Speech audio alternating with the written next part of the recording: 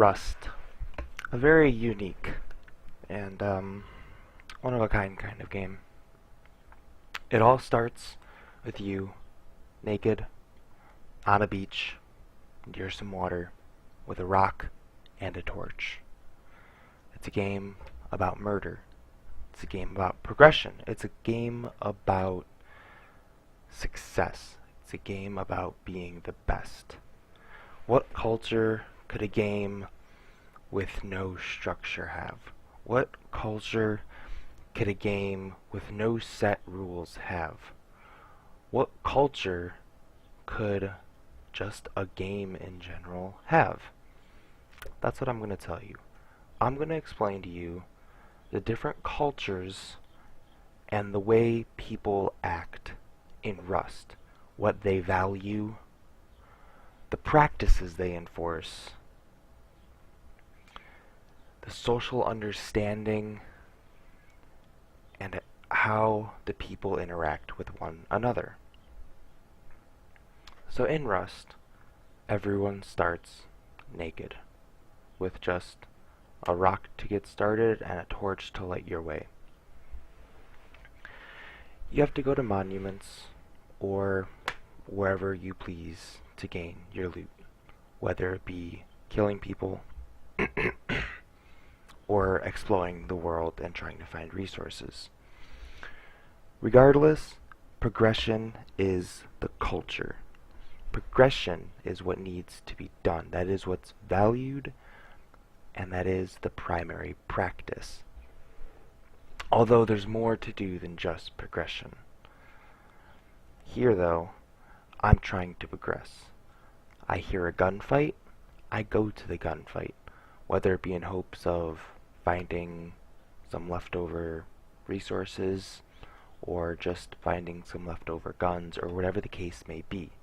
I need to succeed and I need to progress. I value my ability to gain things right now. The guy I first encountered, I'm surprised he didn't kill me. He had all the opportunities to shoot me in the head, and I wouldn't have been a problem at all. But he didn't. Why? I'm not sure. That's just what he chose. That was his decision. Maybe killing me wouldn't have offered him any success.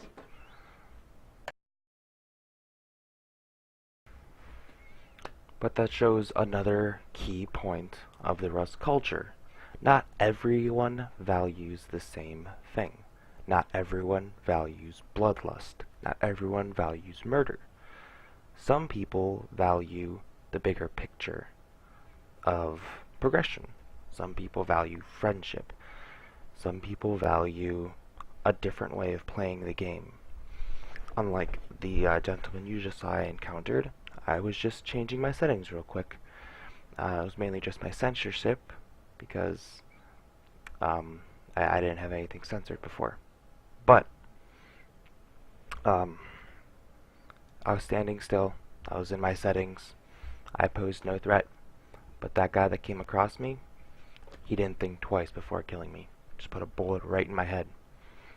He was thinking in the idea of bloodlust. That was his practice. That was his idea. But we all take different routes. We all have our own style in this culture. But the general practices are progression. How you want to achieve that is up to the person. When you're naked, you have nothing to lose. There's only one direction you can go, and that's forward. You can only gain. If you die, you're right where you were. You didn't lose anything. So, here you can see I've made some friends. We're all naked, so, well, we don't think twice about being friends. A lot of us, we just start making a group. We just start being friends with each other. We're just doing what we do. We're having fun. We're valuing fun over progression right now as we're trying to invite people to our group. We are trying to get people to join us. Some are, hence why our group is growing, and some are not. Hence the ones that we need to murder. We keep moving on as our group grows, and well, we would like progression, but Our key right now is fun and friendship. That is what we're valuing. So, we come across another group about the same size as us. They're in the same situation as us. They're basically fresh spawn, nothing to lose, no risk, no reward right now. And we invite them to our group. And this comes into how they view this culture. Do they want to view it as the idea of progression? Do they want to join us, have a larger group, and have us and allow us to be more lethal? Or do they not want to join us? Do they want to murder us and hope that the stuff we have is enough for them to grow, and that's their own form of progression? They did end up joining us, which was really nice. It was a lot of fun. We were talking a lot, making a lot of jokes, and we valued that. We valued that social interaction. We valued the ability to have friends. What we do from here is completely up to what we want to do. We can go on to murder people, we can try to make more friends, but whatever the case is, we have to continue to progress.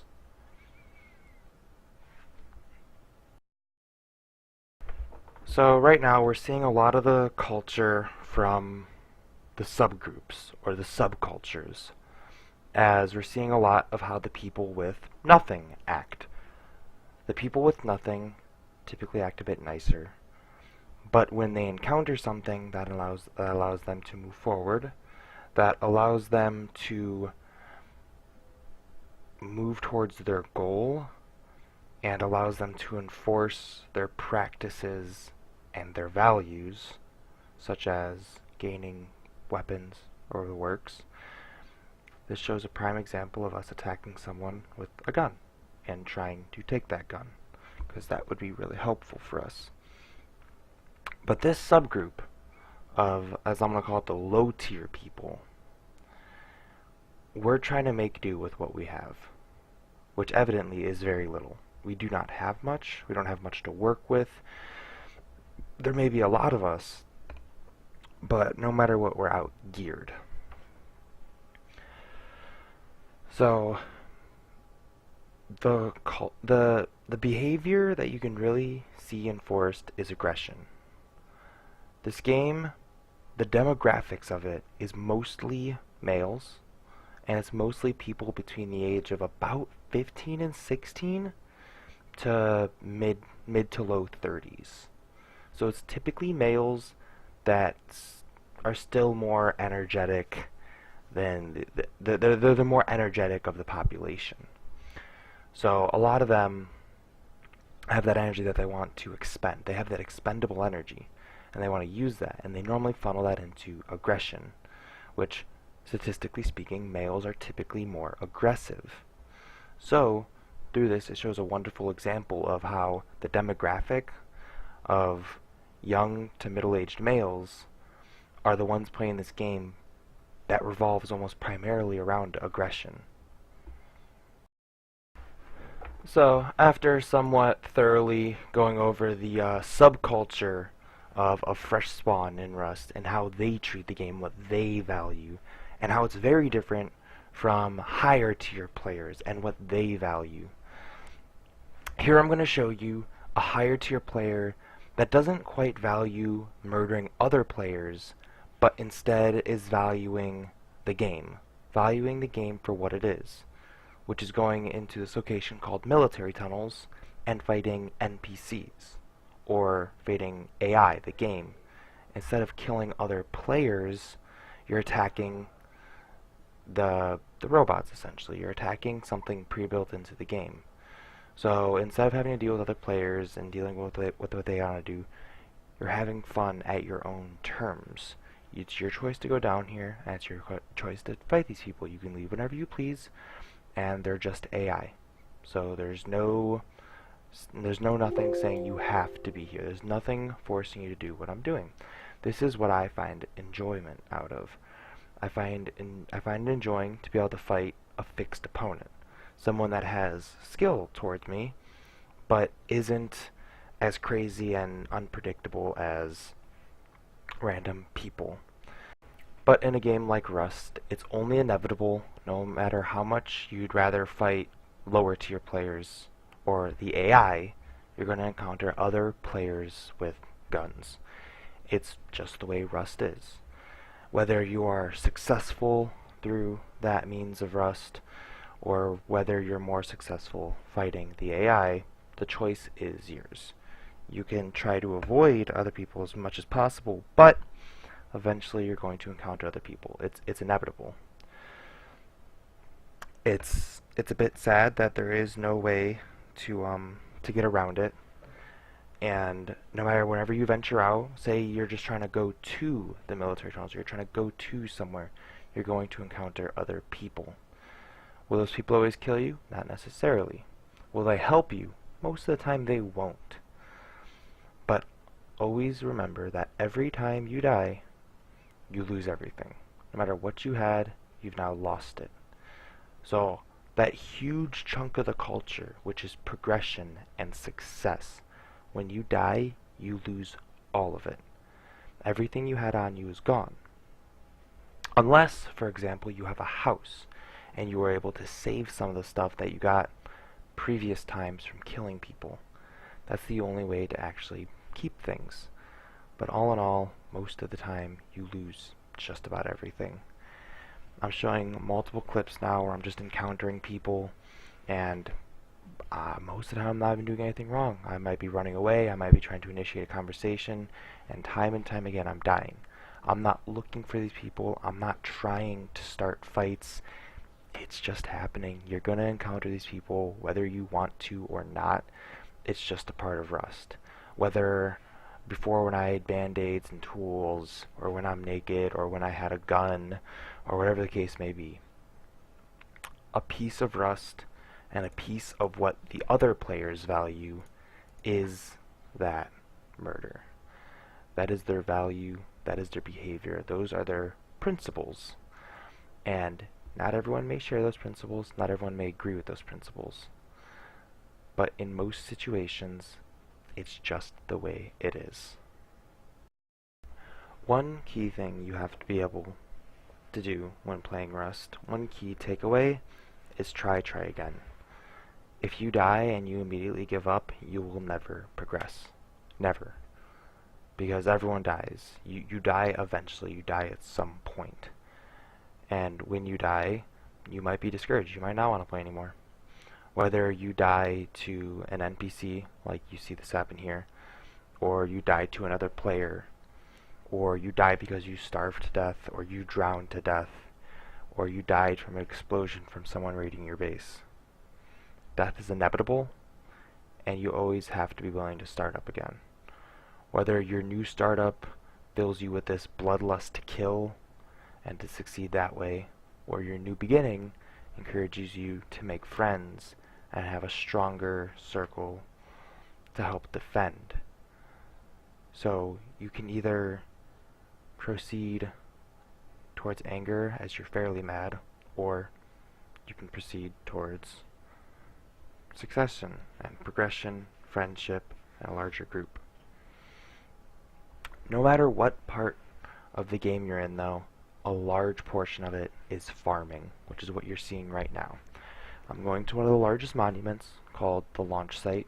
It's a missile launch site, and I'm just recycling stuff. I'm just breaking down materials to get raw resources. That's all I'm doing. I sped up the clip by 10 times. It's about 6 or 7 minutes of me just running around, collecting stuff for this monument, and recycling it so I can upgrade my base. Real quick, you probably saw there, I was at what was called a research table. The research table is where you go to blueprint stuff, to make a blueprint of an item so you can learn it. Once you learn something, you can craft that whenever you'd like, however you'd like, as long as you have the resources. So I got the blueprint for the AK-47, the most powerful gun in the game. And I did that for the purpose so that in the future I can now craft that weapon and use it in my own arsenal, which is a huge benefit in a game like this, to be able to craft higher tier weapons. So that was a really good benefit.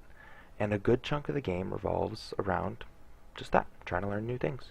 Because once you learn a lot of stuff, is when you come close to the highest tier in the game. When you come close to having some of the best gear, the best weapons, the best defenses, that's when you hit the top of the food chain, when you can do whatever you value. You're no longer a naked trying to just progress a little bit. You're no longer someone scared of encountering random people, and you're not scared of fighting the NPCs at the military tunnels. You no longer have those fears because you have the top tier stuff. If you lose it, it's not bad. It's not an issue. It's nothing to you because you are at that point where progression isn't as important as fun is. And that's where the last subculture comes into play. The subculture of the highest tier. The highest tier can act as they please, and they will always be above someone. In this instance, you saw me go up to Dome, which is a large spherical monument where there's loot and stuff. Someone else that was already at the top tier stuff, a bit tier above me, went up there with a helicopter. He got up there first, he had better weapons than me, and he killed me. And so be it. That's the game of Rust, that's just what happens. But I went back, and it turns out the guy never ended up looting my body. So I went back to loot my body, and I come across this other guy. Although I have near nothing. I don't have much. I go to loot my body, which doesn't have that much valuable stuff either. I see this other guy as a potential friend, someone I want to help. So although typically my behavior is to kill, that is my typical behavior. And that's the typical behavior of most people. Because, well, it's just aggression.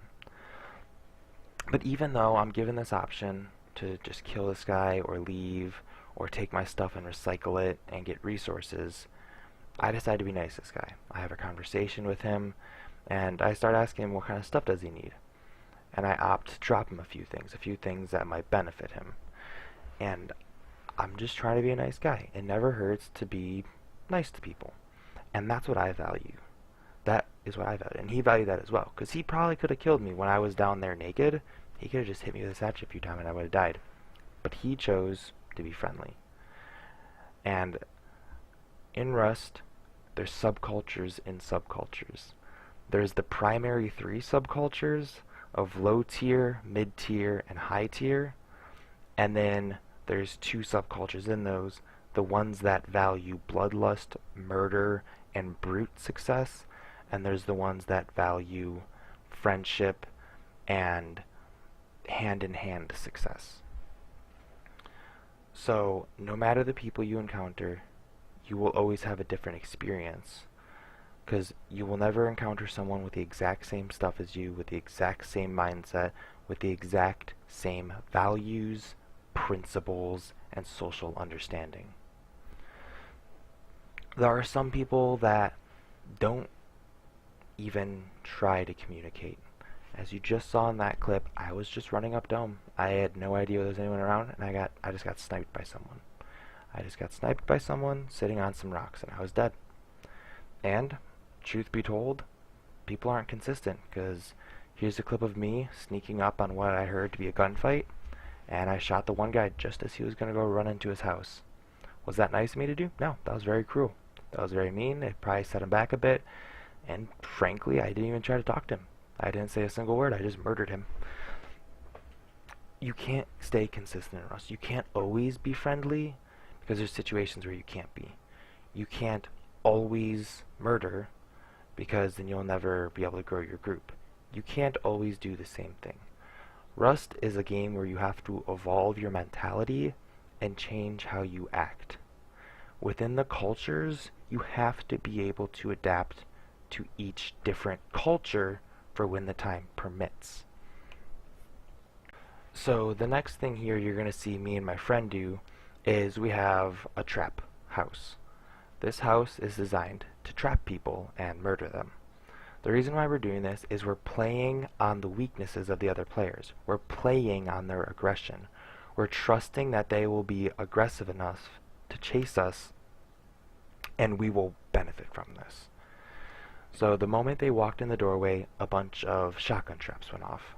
And it killed me, it killed the enemy, and It's our way of exploiting the nuances of the game. It's our way of exploiting the other player's weaknesses. So you don't always have to be better than people in this game to succeed.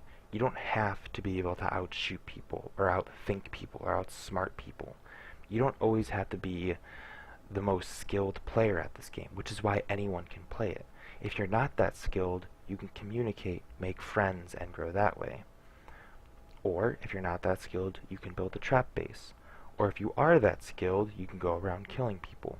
Or if you are that skilled, you can go around and outsmarting people. There's a lot of options in this game. And everyone values something slightly different.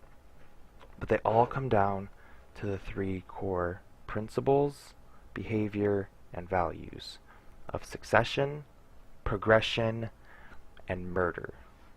Do you need to murder? Not always, but at some point you will have to. Because if you never murder, you're only bound to lose. Because not everyone will be nice. No matter how nice you are, no matter what you offer, people will murder you, no matter the scenario. But this brings up the idea. You're always moving forward, you're always murdering, you're always gaining more stuff. But for what? Why is this happening? Why are you murdering people? Why do you want more stuff? Is it so you can continue to murder people?